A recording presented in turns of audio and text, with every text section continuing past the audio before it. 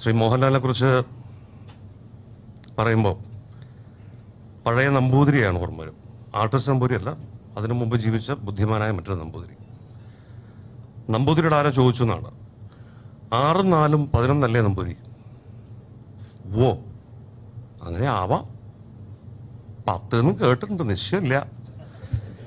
ഈ നയതന്ത്രജ്ഞതയാണ് മോഹൻലാൽ കഴിഞ്ഞ 10-30 വർഷമായിട്ട് തൻ്റെ വർക്കിംഗ് സ്പേസിൽ നടത്തിക്കൊണ്ടിരുന്നത്. അതുകൊണ്ട് തന്നെ മോഹൻലാലിന് ശത്രുക്കളില്ല, അഹങ്കാരി എന്ന പേരില്ല, ഒരു തരത്തിലുള്ള വിവാദങ്ങളിൽ അദ്ദേഹം പോയി പെട്ട് വഷളായിട്ടുമില്ല. ആ നയതന്ത്രജ്ഞത മോഹൻലാലിൽ നിന്ന് അനുകരിച്ച് പലരും ശ്രമം നടത്തുന്നുണ്ട്. പക്ഷെ ഇത് ജാത്യം ലഭിക്കണം. ഞാൻ ദിനപത്രങ്ങൾ വായിക്കാറില്ല എന്ന് അഭിമാനപൂർവ്വം പറഞ്ഞൊരു യുവ നടനെ എനിക്ക് പരിചയമുണ്ട്, മലയാള സിനിമയിലുള്ള. അപ്പോൾ ഈ നയതന്ത്രജ്ഞത അല്ലെങ്കിൽ അഭിനയം എന്ന എൻ്റെ തൊഴിൽ, എൻ്റെ ജീവിതം, അല്ലെങ്കിൽ എനിക്ക് ഏറ്റവും പ്രിയപ്പെട്ട അല്ലെങ്കിൽ താൻ ഏറെ പ്രണയിക്കുന്ന കാര്യത്തിന് അപ്പുറത്തുള്ള ലോകത്ത് എന്ത് നടന്നാലും അതെന്നെ ബാധിക്കുന്ന കാര്യമല്ല എന്ന് ചിന്തിച്ചിരുന്നൊരു കാലവും മോഹൻലാൽ ഉണ്ടായിരുന്നു എനിക്ക് തോന്നുന്നു.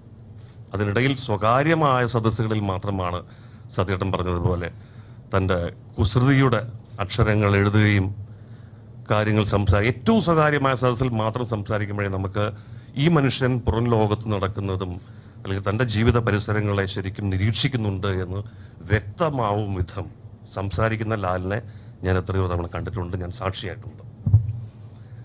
അപ്പോൾ എനിക്കൊന്ന് ഇപ്പോഴത്തെ ഒരു കഴിഞ്ഞ കുറച്ച് കാലത്തിനുള്ളിൽ ഈ നയതന്ത്രജ്ഞത വെടിയുകയും തൻ്റെ ജീവിത പരിസരങ്ങളോട് സമൂഹത്തിൽ നടക്കുന്ന അത് സ്ഫോടനങ്ങളാവട്ടെ ചെറുകാറ്റാവട്ടെ അതിനറിയാനും പ്രതികരിക്കാനും ലാലിലെ മനുഷ്യസ്നേഹി തയ്യാറായതിൻ്റെ സൃഷ്ടികളാണ് ഈ ചെറിയ കുറിപ്പുകൾ.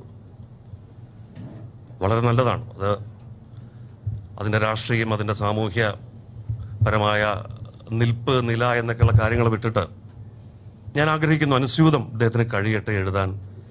ഇനിയുള്ള കാലങ്ങളിൽ ഈ ജീവിത പരിസരങ്ങളെ വീക്ഷിക്കുന്നതിനൊപ്പം തന്നെ ഇത്രയും സമ്പുഷ്ടമായ ഒരു അഭിനയ ജീവിതവുമായി ബന്ധപ്പെട്ട കുറിപ്പുകൾ കൂടെ ചെയ്തിട്ടുള്ള അനവധി വിസ്മയകരങ്ങളായ കഥാപാത്രങ്ങളെ സ്വശരീരത്തിലേക്ക് ആവാഹിച്ച് നടത്തിയ പ്രകടനത്തെക്കുറിച്ച് കൂടി എഴുതുകയാണെങ്കിൽ വരും തലമുറയിൽപ്പെട്ട അഭിനയ വിദ്യാർത്ഥികൾക്ക്, പഠിതാക്കൾക്ക് അത് കനപ്പെട്ട ഒരു പാഠപുസ്തകമായി മാറും.